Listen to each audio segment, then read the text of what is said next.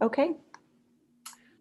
Welcome to, if I can say this right, sometime it would be wonderful, but Pièces de Résistance, an extraordinary benefit series celebrating Alaska Quarterly Review's 40th anniversary. I'm Heather Lendy, and this evening we have some boundary-pushing, acclaimed fiction writers in our Zoom reading room. And I don't know what better times than these to spend at least part of the day in a transporting story. I know I could use one.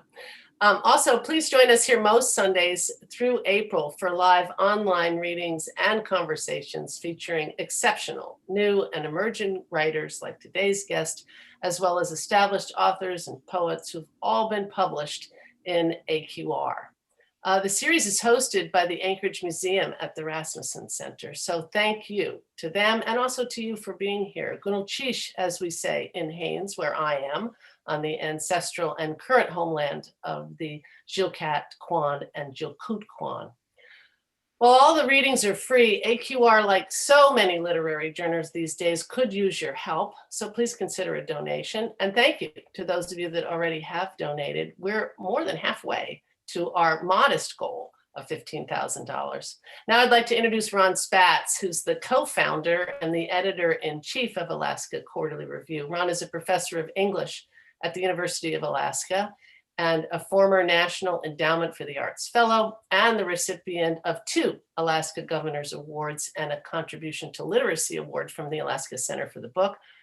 Under Ron's 4 decades plus now of leadership and vision, Alaska Quarterly Review has created strong connections between our state and the larger literary community in the United States as well as abroad.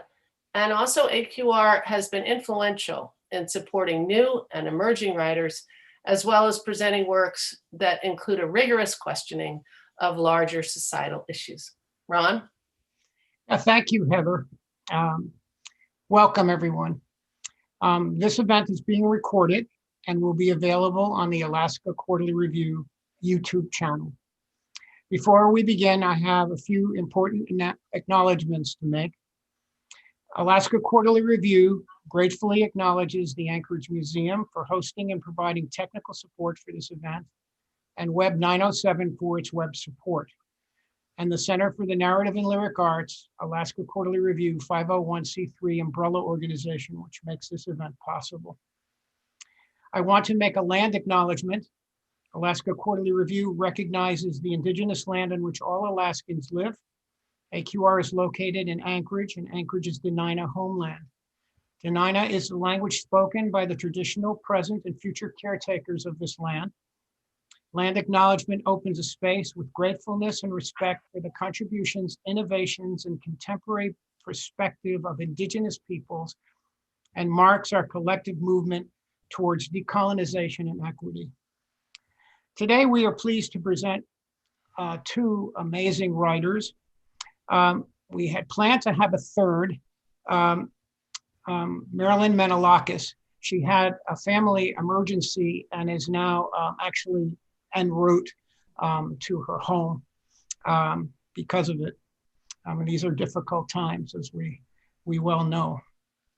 Our 2 writers today are Robin Black and Sarah Shun-lien Bynum. Joining me today as co-moderator is Heather Lendy. Heather is the author of 4 books, all published by Algonquin. If you lived here, I'd know your name. Take good care of the garden and the dogs. Find the Good, which is this year's Alaska Reads book, and her recently published Of Bears and Ballads. So we expect to have a great conversation today. And now I send it back over to Heather for introducing our featured authors. Thanks very much, Ron. And I'm really excited to hear from both of them. And I'm sorry that Marilyn can't be here. And I hope that everything's well with her and her family. These are challenging times. Sarah Shun-lien Bynum was born in Houston, Texas. She's the author of 2 novels, Ms. Hempel Chronicles, a finalist for the Faulkner Award, and Madeleine Is Sleeping, a finalist for the National Book Award and winner of the Janet Heidinger Kafka Prize. She also recently completed a story collection, Likes, that was published by Farrar, Straus and Giroux in September 2020. Her fiction has appeared in many magazines and anthologies, including The New Yorker, Ploughshares, Tin House, Best American Short Stories, the recipient of a O. Henry Award, a Whiting Award, and an NEA Fellowship. Sarah was named one of the 20 under 40 fiction writers by The New Yorker, and she published her first story, like our other writers today, in Alaska Quarterly Review. In a recent interview, Sarah had this to say about bedtime reading. I've been listening to the New Yorker magazine's fiction podcasts when I'm in bed at night. The whole ongoing disaster has made it very hard for me to concentrate on anything, even reading. But there's something about turning off the lights and closing my eyes and listening to a single voice that quiets my thoughts and lets me enter into a different space. Robin Black teaches in the Rutgers-Camden MFA program, and she's the author of 3 books. Her short story collection, If I Loved You, I Would Tell You This, was a finalist for the Frank O'Connor International Story Prize and named Best Book of 2010, jumped in ahead there, by numerous publications, including the Irish Times. Her novel, Life Drawing, which I love the cover of especially, was longlisted for the Flaherty-Dunnan First Novel Prize, the Impac Dublin Literature Prize, and the Folio Prize. Her fiction has been translated into Italian, French, German, and Dutch. Her most recent book is Crash Course Essays from Where Writing and Life Collide. Robin Black, who in her own unofficial bio writes, because I have ADD, my work habits are scattershot and peculiar.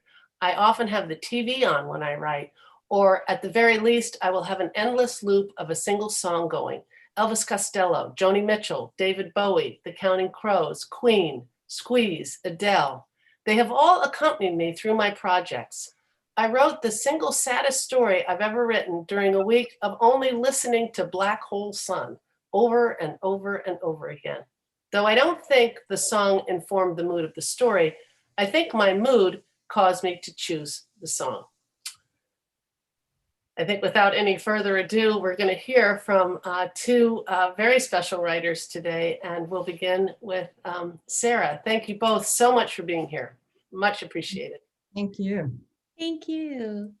Heather, thank you so much for that warm introduction. And Ron, I am forever indebted to you and the AQR for publishing my work for the first time. And it really was such an important step for me as a writer, and it gave me the courage to send my work out into the world.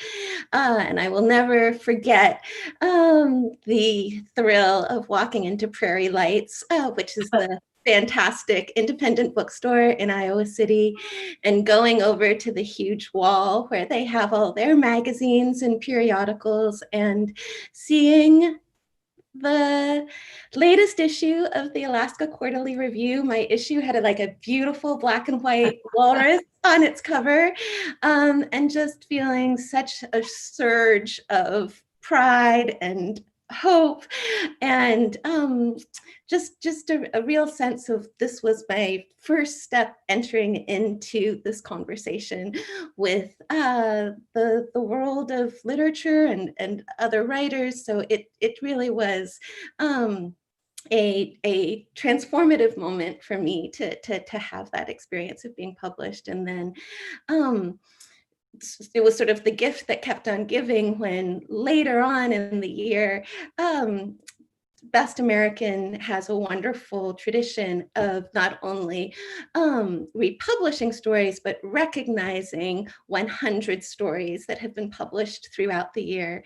And then getting to see the Alaska Quarterly Review story again get mentioned in the index of the Best American Short Stories was such a vote of confidence, and really made me appreciate how literary magazines are very much the lifeblood of our reading landscape, that this is where voices emerge from, and I feel uh, perpetually grateful that for me it started at the AQR. So rather unimaginatively, I thought I would actually read from that first story. So this is a story that then became the opening chapter in my second novel, Miss Hempel Chronicles. So it's a story called Talent, and I will read for about 15 minutes from the opening of Talent. Many of Miss Hempel's students were performing in the show that evening, but to her own secret disappointment, she would not be appearing. All around her, she was confronted with reminders of the event. During morning assembly and announcement, 3 8th grade girls bobbed up and bawled in unison, "Tickets on sale at the door!" Pink flyers slapped crookedly onto the walls. A note from a parent, "Please excuse Louisa, rehearsals ran late. She will turn it in on Monday." Adelaide Burr cornered Miss Hempel during homeroom and described her costume. Adelaide was an avid appreciator of dance. Her first book report had celebrated in a collage the life and contributions of Martha Graham, and her second, a dramatic monologue, was based on a bestseller written by a ballerina who had suffered through several disastrous affairs and then developed a serious cocaine habit. Adelaide seemed excited by the lurid possibilities. "Just imagine," she said to Miss Hempel, and clapped her hands rapturously against her thighs as though her shorts had caught on fire. The bodies of Miss Hempel's students often did that, fly off in strange directions, seemingly of their own accord. Now Adelaide told her that she had choreographed a solo piece to Beethoven's Moonlight Sonata. Balancing precariously, she said, on a kitchen footstool, she had peeled the glow-in-the-dark stars off the ceiling above her bed. "I have incorporated them into my dance," she said mysteriously. She made Miss Hempel promise that she would come. The building hummed throughout the day. Older girls came leaping down the stairs, fishnet stockings streaming behind them like pennants. Mr. Spiegelman, his yarmulke slightly askew, heaved the grand piano into the auditorium. From the bowels of the science wing, a trombone bleated out a solitary, echoing rendition of "Luck Be a Lady." When Miss Hempel went into the bathroom, she saw pots of lip gloss perched along the edges of the sinks. The girls hadn't taken off their makeup since the run-through that morning, and all day their faces had squirmed self-consciously, their sticky black eyelashes batting, their shiny mouths twitching over their teeth. It was all new to them. Before the show, Miss Hempel groped around the bottom of her pocketbook and found a tube of lipstick she had left there long ago. The shade was a glamorous brown, and as she hid in the faculty lounge, crouching over her compact, she thought, narcissistic, and then corrected herself. Vain was more accurate, although not a vocabulary word. Colorless was perhaps even more precise. She rubbed a finger vigorously over her teeth. There were parents waiting outside the auditorium, herded together like hungry and disconsolate cattle. She would have to smile at them as she walked past. The program announced that Adelaide would be the first performer of the evening. Beneath her name was printed in italics, "I wish to thank my family and friends for believing in me." She entered the stage in darkness. The phosphorescent stars, sprinkled over the stomach of her pink leotard, glowed weakly, as if on the verge of dying. Apparently, most of the adhesive had remained on her bedroom ceiling, so Adelaide had secured the stars with Scotch tape, which caught the light from her parents' flash camera and made her glisten like an amphibian. She still had a little girl's pot belly. Her breasts were only nubs. A blue spotlight followed her nervously about the stage, lurching forward whenever it seemed as if she might leap into the air, which she did often, as well as collapse methodically several times onto the floor. Throughout, she kept her eyes fixed on some beautiful scene in the distance that only she could see. But the dance remained, in some fundamental way, incoherent. Miss Hempel hung onto the edge of her folding chair and tried to see Adelaide as lovely and silvery and ethereal, like a moonbeam or a sylvan nymph. She finally decided Adelaide is lovely on the inside, and soon the rest of her will catch up. For she admired Adelaide, who could easily have been a pariah with her wall eye and her manic ways, but on most days she willed her eyeball into place and commandeered a sort of following. The next girls were in fact beautiful.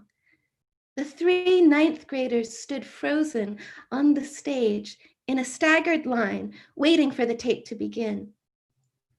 They wore shiny athletic pants in shy pastel colors that swished when they started to move. On top, their little cotton camisoles showed the black straps of their bras. Miss Hempel worried about her own bra. All day it had refused to stay put, with one strap sliding down her shoulder at ill-timed moments. She suddenly felt what a relief it was to be sitting in the darkness. As a teacher, she felt herself the object of ferocious scrutiny.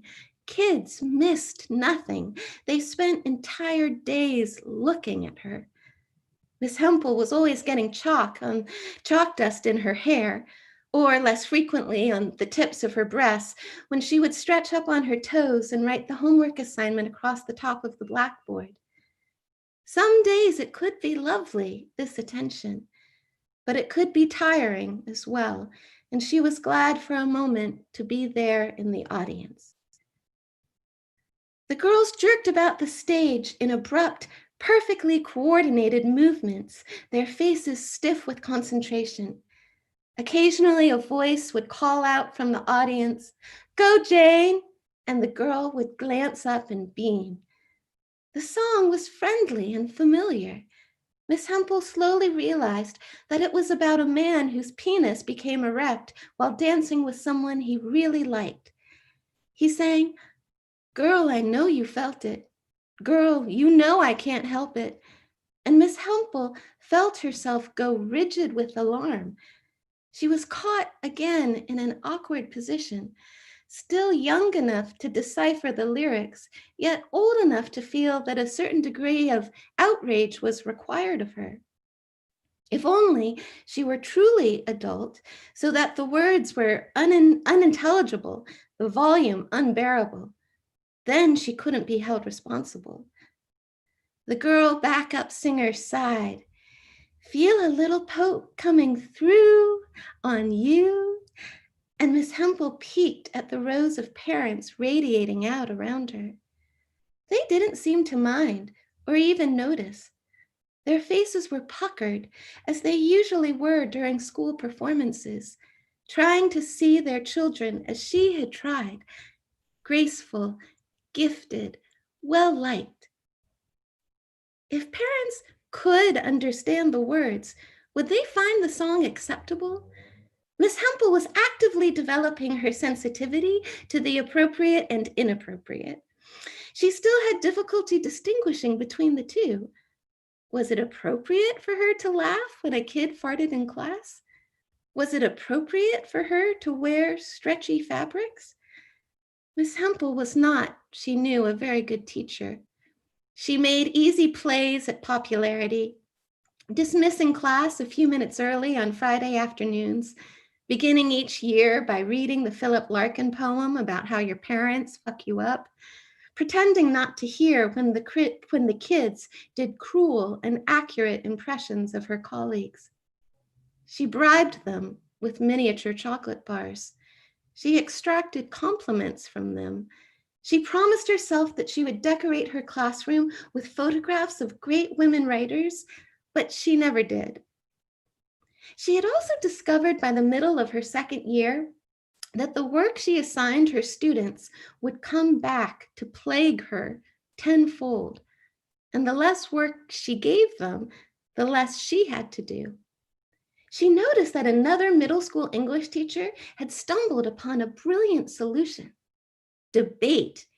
It had the air of intellectual rigor, but you never had to bring piles of it home to correct. You just listened carefully and pretended that you were writing copious and detailed notes in your grade book. But she soon learned that she had no stomach for 8th grade debate. It required a lot of newspaper reading, which she didn't enjoy, and too often the students would make sweeping assertions about terrorist knowledge of chemical weaponry, or atrocities committed by the New York City police, or illegal dumping of toxic waste in residential neighborhoods, which never sounded quite right to her, but she didn't feel sure enough to correct them. She found herself during November's debate unit in the midst of a deafening storm of misinformation, a great deal of it rather frightening, and she feared damaging to her kids' sense of safety and well-being. So they returned to reading novels and poems, a territory across which she stalked with much greater confidence. The literature they read was often bleak and depressing, but it was fiction, and none of her kids needed to worry about getting stranded on a desert island or working as itinerant laborers on an isolated and soul-crushing ranch. This was her policy. Lots of pop quizzes, because she could correct them easily in front of the television, and because they made her kids feel always a little bit afraid. But pop quizzes were not without their own pleasures, which she knew with a certainty stemming from her own days as a student. Now, as a teacher, she would glide into her classroom, the stack of photocopied pages still warm against her chest, and she would sing out to them, "I have a surprise for you."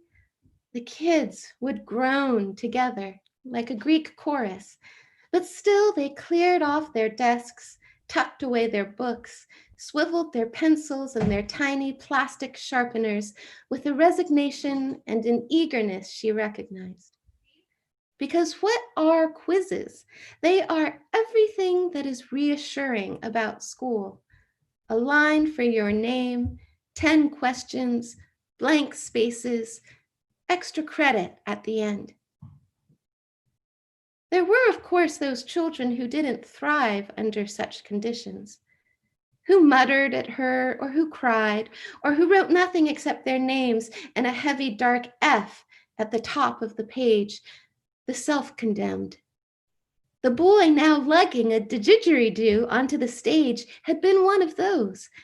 Edward Ashe, former piano prodigy, who by 8th grade had settled into a catatonic state, interrupted only by moments of silent, unrelieved terror whenever she approached his desk.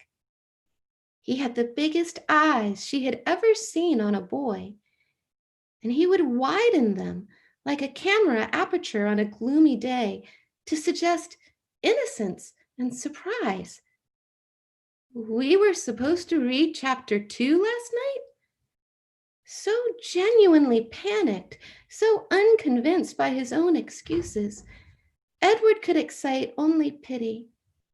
Miss Hempel would move away and put another 0 beside his name in her blue grade book. She did not believe in humiliation, though some other teachers exercised it to remarkable effect. She did not believe in making children unhappy when so many already were. Edward, for example, he loved Scott Joplin, had even composed his own ragtime waltzes, a fact that Miss Hempel found difficult to believe. Her imagination was incapable of seeing Edward Ashe's hands bobbing above the keyboard, his body rocking back and forth on the bench. The Edward she knew moved with a languor that sometimes slowed into complete suspension. When the period ended and the other children bombarded themselves against the door, he would remain in his seat and blink placidly. He never touched the piano now. And once he learned that she, too, owned and cared for a Colombian red-tail boa constrictor, he would sometimes startle her by asking, in the lunchroom or coming out of the library, "So how's he doing?" It would take Miss Hempel a moment to figure out which Edward was referring to. "He's very well," she would say, finally. "He shed last night." Edward could write beautifully. He told tales from the perspectives of his beloved animals, 3 tarantulas, a ball python, and a boa constrictor. His favorite protagonist was the female tarantula named Jenny. Night falls. She is awoken by a hungry ache inside her belly. She stretches out her furry legs and surveys the sand spreading out around her. Hurrah! A small rustling in the distance. A cricket, a nice, cute cricket. In another story, he described Jenny gazing sadly out the glass walls of her tank. She watches a common household spider busily lowering itself from the back of an upholstered chair. She is astounded by and envious of its weightlessness, its gift of self-suspension. She deplores her own earthbound and cumbersome state. Retreating to the darkness of a rock, away from the unforgiving glare of the heat lamp, Jenny thinks, "I wish I were an acrobat, spinning in the air." Edward added a footnote that read, "This story is unrealistic. Spiders have very poor eyesight. Jenny does not know she lives inside a tank." But now, look at him. And that was the miracle of it all, how some kids found a way to grow into themselves. Edward stood in the middle of the stage, a 10th grader, stately, handsome, serene, his mouth pressed up against a gigantic wooden tube, producing beautiful and otherworldly sounds. The kids in the audience began to stamp their approval. "Ed!" someone howled. She could see Edward struggling not to smile. The strange, long moan trembled for a moment. Okay, I will stop there. And I am so excited to hand the baton over to Robin. And Robin, I'm so curious about your experiencing publishing in the Alaska Quarterly Review and how that came to be. It was huge in my life and in my career. When it happened, I was, I guess I was 41. And it was my first publication, and I had just signed on to go to graduate school. I had 3 kids at home, and I was feeling intensely that I wasn't really justified in taking that step and in leaving my kids that much. And like a miracle, this publication appeared on my email of someone named Ronald Spatz asking me if it was still available, which to me was hilarious because of course it was still available.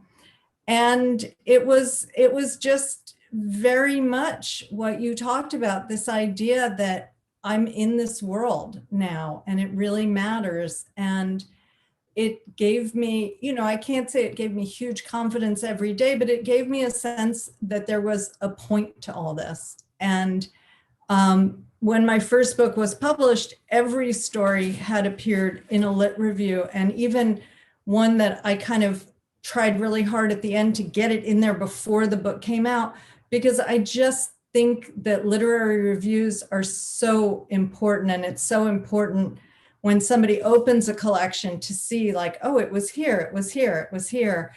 And Alaska Quarterly Review, for me, it was Barnes and Noble. on Rittenhouse Square in Philadelphia. And I walked in there, and my cover is light blue with snow and a tree. And it was, I have to say, it was also, and this is just sort of something for people who are thinking about getting published and trying to, this was a story that my writing workshop despised. So I just throw that out because I think it's important to understand that one group of people may despise something, and that doesn't mean everybody will, and that you're part of what you're doing in life is trying to find who your readers are.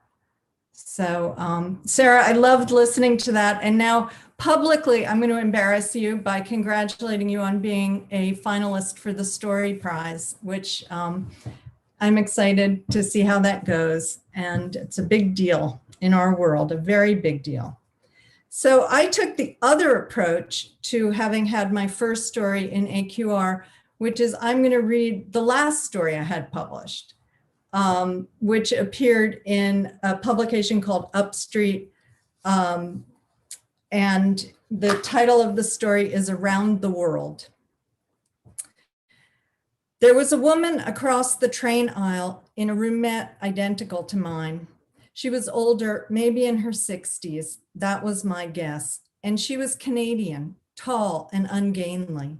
She had what seemed to me to be an enviable strength, hoisting her enormous bag around as though it were a purse. That was how I first guessed she was Canadian. Not that she was so strong, though I think of Canadians as strong, but that the suitcase was dotted with stickers of the Quebecois flag. It was spring, the spring that I turned 27, June 1999. And I suppose I was young enough then that this woman whom I thought was in her 60s could have been in her late 50s. She seemed so much older than I, and much louder too. One of those people who spoke to everyone and anyone, a constant stream of hellos to the porters, other passengers, and then ongoing chatter to no one in particular, as though she were giving a demonstration, a running commentary on settling into her roomette. Oh yes, the suitcase sits right there, fits nicely, and I'll have to see about this window shade, though if I pull it just so, yes, that's it. Until the train began to hum and lurch, at which point she sat, choosing the seat going backward, the one facing mine, so we were staring at each other through our doorways across the aisle. Well, that's done anyway, she said, smiling a bit, horsey, yellow teeth. I'm Maura Clark. I'd get up and shake your hand, but I haven't washed mine yet, and everything in here is filthy. Travel is filthy, inevitably. Wonderful, of course, but filthy. It's nice to meet you, I said, though I disliked her right away. I disliked her heartiness and her assertions, her easy positioning of herself at the center of this scene containing us both. And I disliked, too, that though I never volunteered my name, she never asked. As she talked and talked, I thought she would be a terrible bore for this long trip, which wasn't far from wrong, as it turned out. Though she wasn't going all the way to New Orleans, she was heading only to Atlanta, she explained, to attend some symposium on a relief effort somewhere, or maybe it was on relief efforts in general. She was always involved with relief efforts, she said. If there's a catastrophe anywhere on this planet, you can bet I'll be there, like a one-woman Red Cross. She spoke in paragraphs, breaking them up with the words, you know, though not in the way most people do, not that nervous tick interjection, you know, but something that bothered me terribly as I sat there nearly silent, you know, as if she thought I really did know, as if there was so much I should have known and didn't know. Well, and of course, the business in the 80s down in Central America, you know. I tried to look knowing. I tried not to look bored. When a loudspeaker interrupted to say a porter would be through soon to take our dinner reservations, she suggested we share a table. When you're traveling alone, they'll put you wherever they can fit you. It's much better this way. You know, someone will join us, but we'll also have each other. Safety in numbers, she said. How about 6:15? I agreed. Of course I agreed. Back then, I almost always agreed. I had meant to leave Philadelphia without leaving any word. I had meant to disappear. That was the fantasy that gave me the gumption to phone Amtrak and use a credit card I never meant to pay off to buy a ticket on the furthest going train I could find. The fantasy of vanishing, the fantasy of abandoning consequence. But then at the last minute, I scrawled a note and left it on the kitchen table. It didn't say where I was going, just that I was going, so he wouldn't think I'd been kidnapped or killed. I didn't bother quitting my hostess job at the fancy restaurant, but I also didn't kid myself that anyone would be worried at my never showing up again. I would get off in New Orleans because that was the last stop, and this was all about going as far away as possible. But I couldn't imagine myself staying anywhere for long. I was in flight and could only picture myself in motion. He had hit me, not then, but 4 months before. My husband had hit me hard, a fist to my jaw, so I had reeled from my feet, knocking over a chair and landing on the tile, my backside bruised to match my face, like some kind of exit wound for his rage. We were both stunned. It was a moment we had approached before, but never reached. He cried, I cried, never, never, he said he never would again, and I believed him until 4 months later when I took a pregnancy test. I was alone when I peed on the stick and watched the 2 lines emerge in a plus, saw the big fat yes of that test. And I didn't think baby. I thought husband who slugged me in the jaw. 2 days later, I boarded the Crescent from New Orleans. When I was a kid, we had a pool table in the basement. Before I was old enough to play the game, I used to love lining up 2 balls and smacking them hard with a third. That was what I thought about right after the pregnancy test, how the force of impact would send the other ball rolling, not the one that got hit, but the next. I left my roomette at exactly 6:13, conscientious even on this day of my freedom. Maura Clark's door was closed, her curtains drawn, and it crossed my mind that she might be asleep, but I didn't investigate. The path from my roomette to the dining car went through other sleeping quarters, some like mine with a center aisle, some with larger rooms, taking up all but a small corridor on one side, all silent, as though this were some kind of phantom train, except between the cars. Between the cars, the hush was broken by a roar and by a blackened smell and by the test of keeping one's footing across the ever-shifting fault line. If you were in a mood to see it all as some kind of quest, it was easy enough. You could take the simple facts of the train and of walking through it one way while it sped underfoot the other way, and you could feel danger where there was none, and you could think of yourself as very brave. Maura was already seated at a table, a booth, when I arrived. She waved me in. I always come a minute or 2 early, she said. It helps. As I sat, something behind me caught her eye. It's Freddie, look. She lifted her hand in another wave. I turned to see a tall, skinny man approach. They've put me with you, he said, as Maura slid over to make room for him. I asked them to. Wonderful, she said. This is perfect.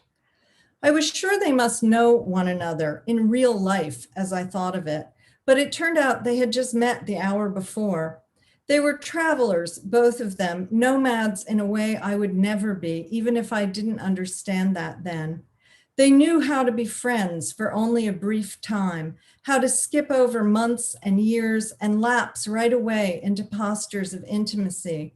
It didn't seem to matter that they would never see one another again, that none of this would linger, or maybe that was the point, no consequence. It was appealing to me then, that night, though they were not. They bored me, both of them, and I thought there was something disturbing about him. I thought he might be playing with himself under the table while we talked. But still, I envied them their seeming comfort with rootlessness.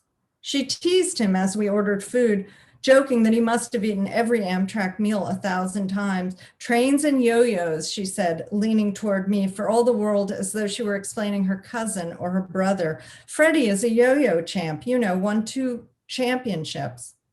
I expected him to shake the statement off. I had spent a lifetime around people who tried to appear modest, whether or not they actually were, but he nodded and launched into a litany of his triumphs, which turned out to be 3 championships, not 2, if you count my junior win.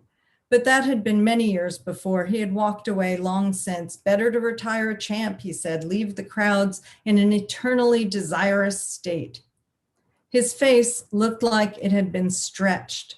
A silly, putty face draped around milky blue eyes and full, pale pink lips. I was in a mood that night to believe that the universe puts our souls out on display like that we wear our character in our features. So I held him responsible for his ugliness. I was hard-hearted that way, and illogical too. I had seen enough to know better, my handsome husband, his hateful self, but I had somehow failed to learn. I ordered a half bottle of red wine, Amtrak's finest, Freddie called it, knowing I would only drink a sip. Most of what people talk about on overnight trains is trains. Freddie and Maura lectured me in dueling monologues about the history of the railroad and the trips each had been on, while all around us throughout the meal at every table, the question drifted, so why did you decide to take the train? Though nobody asked me. My companions were performers, both, solely that. He drawled on and pulled photographs from pockets. She recounted death tolls and survivor statistics, spoke about the attitude one has to have to do the work she does. Any victory is worth more than every loss. I don't remember if I ever told them my name. It seems odd to think I did not, but if I did, I would have had to volunteer it. Nobody asked. I thought them strangely incurious for people who had been driven to see so much of the world. I found them illogical, puzzling. It isn't a reaction I would have anymore. The paradoxes of narcissism no longer surprise or even interest me much. That innocence about human foibles, that default expectation of kindness, of generosity, was an aspect of myself I can barely even imagine now. Maura and Freddie wanted coffee. I made my excuses, so tired, so likely just to fall asleep, so oddly felled by only a sip of wine, which was all true. I held the wall on the way back to my room, and once there, drew the wool curtains shut. I sat on the little toilet and peed, realizing only then how badly I had needed to for how long. I checked the paper for blood when I wiped, as I had every time for the past 2 days, not knowing if I hoped or dreaded that it would be there, but the paper was only damp. The upper bunk had been made up as I'd asked the porter to do after hearing Maura request that her lower be prepared. It's really very awkward getting up there, she'd said disapprovingly, and I'd claimed to think it looked like fun. I'd half assumed there would be a ladder or a step stool, but realized I would have to climb on top of the toilet and then maybe on the sink. As I undressed, I avoided myself in the mirror over that sink, aware of my reflection and of everything I didn't want to see. My breasts already swollen and sore as I released them from my bra, my nipples darkened, my veins strangely green, vivid beneath my pale skin. After a lifetime of certainty that the real truth, the only truth that matters, was a matter not of body, but of mind and of heart, the poetic heart, I was only just beginning to understand how wrong that view was and what a luxury it had been to think it so. In my suitcase, I found no nightgown, so I climbed naked in the dark and lay on my back atop the scratchy blanket. I switched on the small overhead light and turned my head toward the window, finding my reflection on the blackened glass mercifully imprecise. We passed through a large town, my reflection disappeared, and I saw only the lights outside, street lamps in a station, windows in distant houses and in office buildings built close to the tracks, car lights like searchlights. Only at moments did I see myself again, seeping onto the glass, flickering away. I lay like this until I fell asleep, thinking about the vast world, the people out in all that darkness, the little lights they brandished, the poignant ones they lit. Even the stars, which I could not see, were hopelessly tiny, I knew, as I lay there. I had never understood before about everything being so small. And in those moments, these were oddly soothing thoughts to me. The rocking of the train, the irregular rhythm of my disappearance, my reappearance on the glass, all those companionably insignificant people out there in the blackness, none of them knowing I had passed naked before their eyes. I should have dreamed about yo-yos as I slept. I wish I had. I wish the human mind were so generous to itself. I don't know if I dreamed at all, but I wish I had dreamed of being that toy, of feeling that string unwind, and of feeling myself spin out as if forever. The freedom of that, the illusion of that, and then the lie revealed, the spin back up, reeled in. I wish I had awakened the next morning already knowing that I would take the return train home the very next day. I could have spared myself the shock of self-betrayal, the lasting sear of it, as I arranged for the ticket at the station counter, as I sat on the wooden bench all through that night, talking to my husband on the phone, telling him about the baby, apologizing for scaring him, assuring him we'd be okay, re-entering a misery I wouldn't leave for another 10 years. I wish I had dreamed of the yo-yo's ill-fated escape and awakened with all that sorrow somehow already settled into me. When I opened my door early morning, Maura's bed was folded away, her room returned to its original state, her suitcase up on the chair. We're coming into Atlanta, she said, so this is it for me. If you're worried about today's meals, being alone and all, remember, Freddie stays on to New Orleans. I thanked her and said I'd be all right. The thought of a meal alone with that peculiar man horrified me. Maura handed me a white business card. It's the number of my very good friend, she said. Her name is Carla. You know, you'll want to call her anytime there's some kind of event, any catastrophe, like an earthquake or a flood, a war. People always worry about me when they hear about those things because they know I'll be there. And they're quite right. There I am. But I keep her informed. No one can ever reach me, but I can always reach her. And she will be able to tell you if I'm okay. And Freddie too. I slipped one under his door. I give one to all new friends. I thanked her, holding the card in my hand.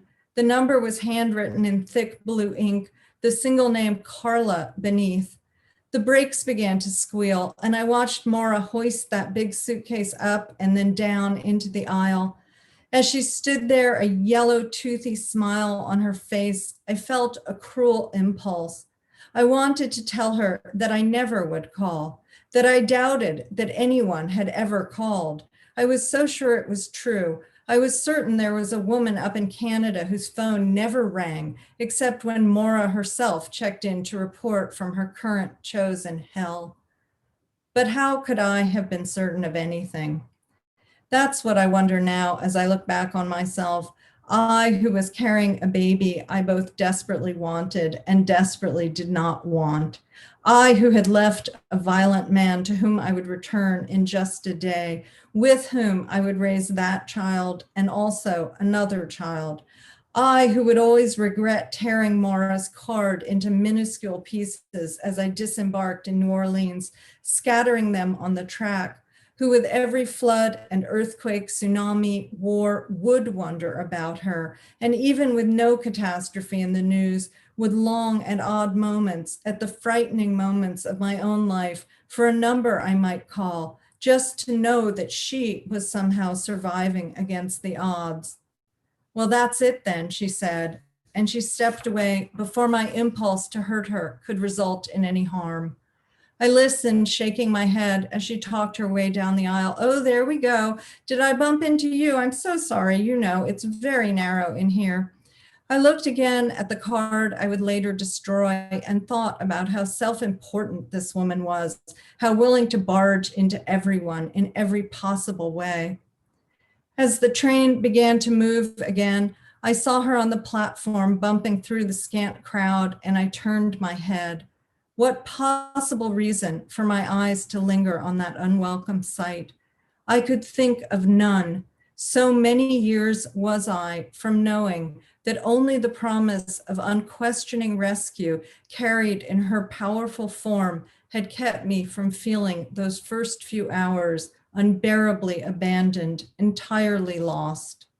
I closed the door to my roomette before the new occupant across the way, a woman even older than Maura Clark, could settle into her chair and tell me her name.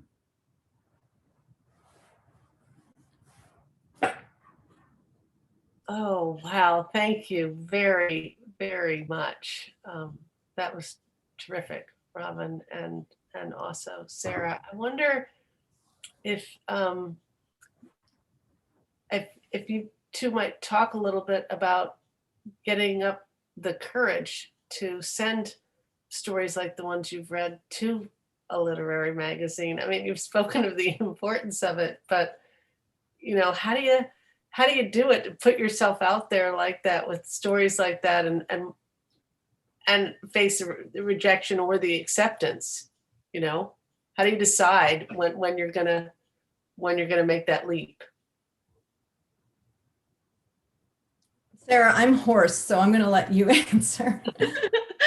Okay, Robin, I'm still absorbing the impact of that story. So forgive me for being a little tongue-tied. It was yeah, it was such a powerful story, and the Thank you. leap into the future and to that the older perspective looking back was really powerful. Thank So you. I will try to gather my wits to answer Heather's question. For me, I needed I did not have the courage. I needed a nudge, an external nudge, to help me take that first step. And in the case of the Alaska Quarterly Review, that wonderful transformative nudge arrived in the form of Stuart Diebeck, who was a visiting professor at Iowa when I was a student there, and I had the enormous good luck of landing in his workshop. And Stuart has been on the board of advisors at AQR for many years. And at the end of the semester, actually even into Stuart had already gone back to Kalamazoo at this point. But then I received a message from him saying, "Remember that story you wrote about the talent show?" He said, my dear friend is trying to close out his issue. They need one more piece for this issue. And I just thought of that talent show story. So why don't you send it on to him? So it was really someone else giving me permission to send my work out. But then of course, with that first yes, I then started sending out really regularly because now I felt like I had something to put on my cover letter. When you send, at least back in these days, it wasn't online, it wasn't through Submittable. You actually printed out hard copies and you had self-addressed stamped envelopes and you had a cover letter. And just being able to say, my work has appeared in the summer 2000 issue of Alaska Quarterly Review. That was all it took for me to then start sending my work out really regularly. And I kept a file of all of my rejection letters. And I had several years of when I was working an office job and I had access to free Xeroxing and free postage. Well, it was sort of, doing it guerrilla style after hours. And I was just sending out my work on a really regular basis and just sort of kept a little spreadsheet so I knew which stories were which stories had been rejected so that I could try again at a different magazine, which stories I got a handwritten note of encouragement about, even if they might have said no to the story that I sent them. So this experience with the Alaska Quarterly Review really started me on like a 3 or 4 year period of just very consistently and methodically sending my stories out. And there were a lot of no's, but all you need is one more yes. So that for me was the process. And then one of the things that's really wonderful is that once you begin to collect a couple of yeses and accumulate a few yeses, then sometimes editors of literary journals will get in touch with you and say, oh, do you have new work that you'd be interested in submitting? So it does become this wonderful sense of all of that sort of faith that gets thrown out into the universe. After several years of doing it, it begins to come back to you. What has your experience been like, Robin? Well, I'm sort of smiling to myself at your description, which is like exactly how you're supposed to do it. But my ADD is really serious, and I wasn't doing anything about it at the time. I didn't know about it. So I would do things like get a list of 6 journals I wanted to send something to, and I always kept it at 6 and, not hundreds, and print out the cover letters and address the envelopes. And then I wouldn't have stamps. And this, for somebody who has ADD, is just fatal. So it would all sit on my bedroom floor for months until my husband would say, okay, we have to redate everything and you must get these things out. But, I think the hardest thing about doing it for me was, I think the mistake that a lot of us make early days is thinking that when we send out a story, the person at the receiving end is either giving us permission to be a writer or telling us we're not a writer.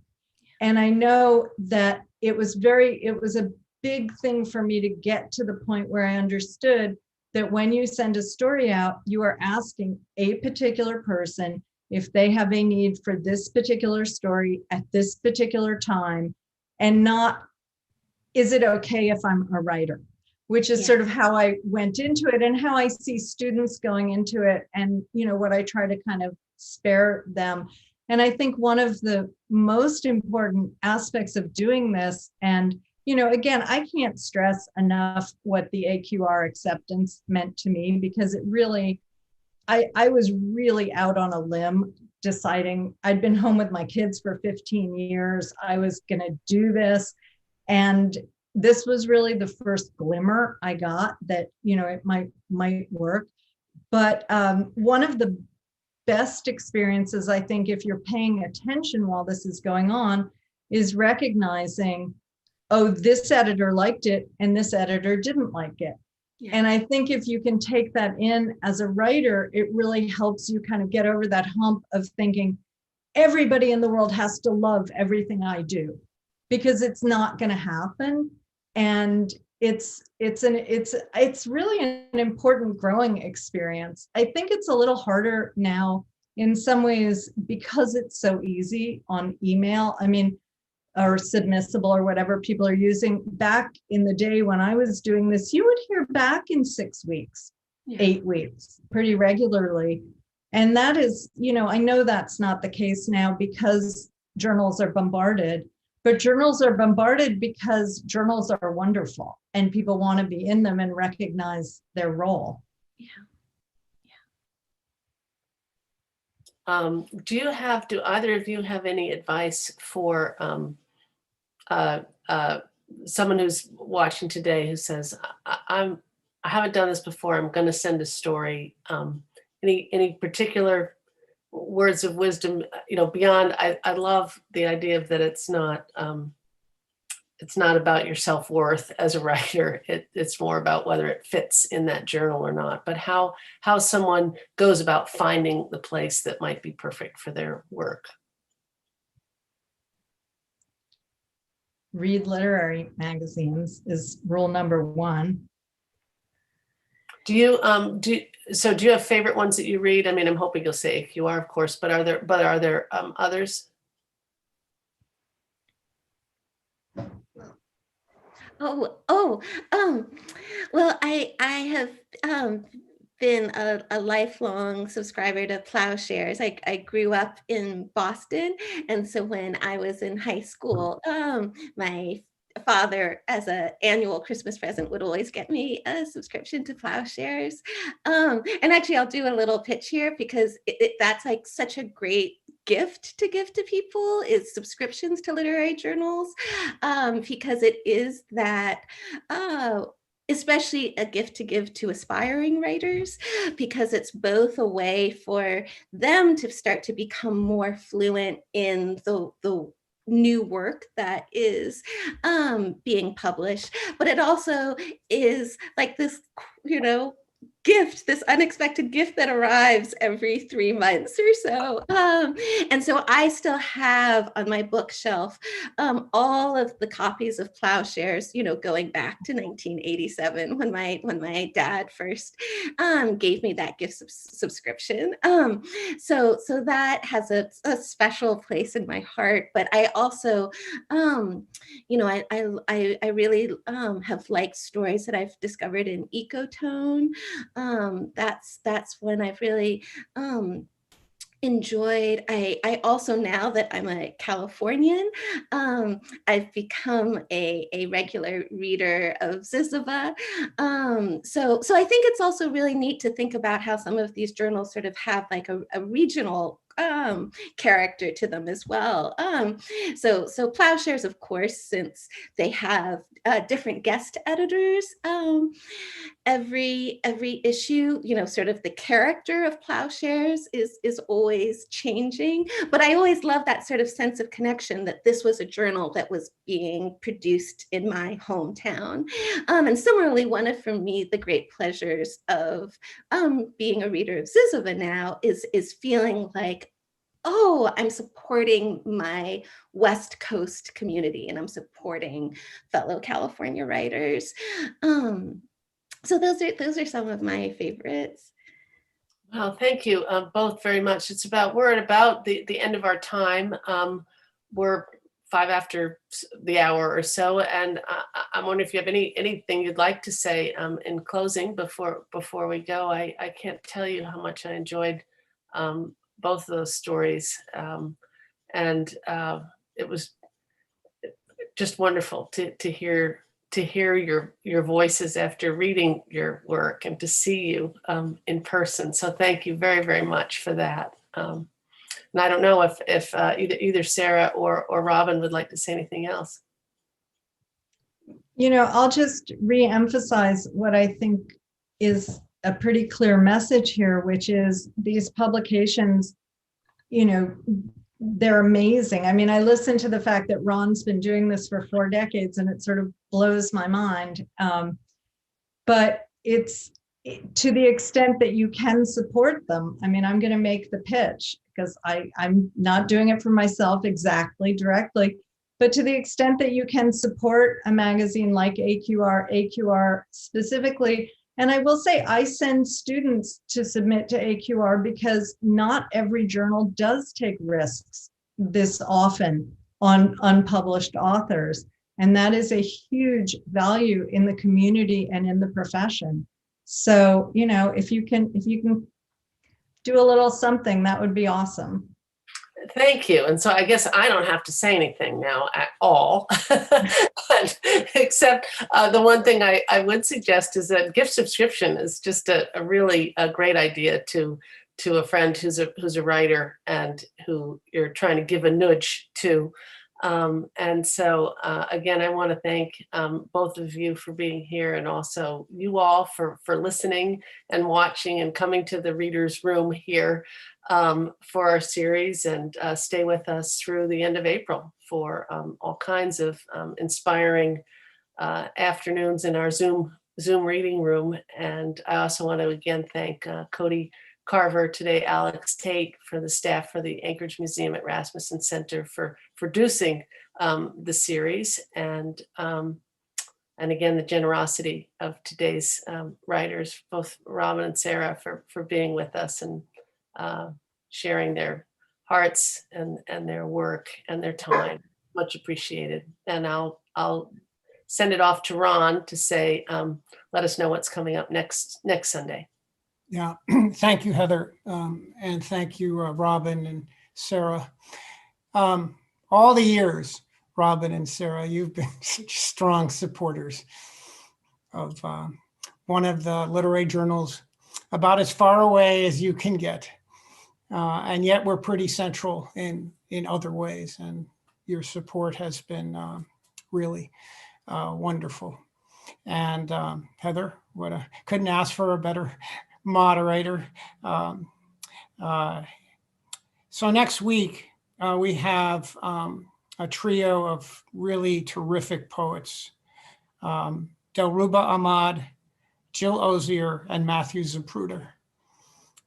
January 24, 3 p.m. to 4 p.m. Alaska time, 7 p.m. Eastern time. And it'll be great. And we have events all the way. Our last event is May 2nd.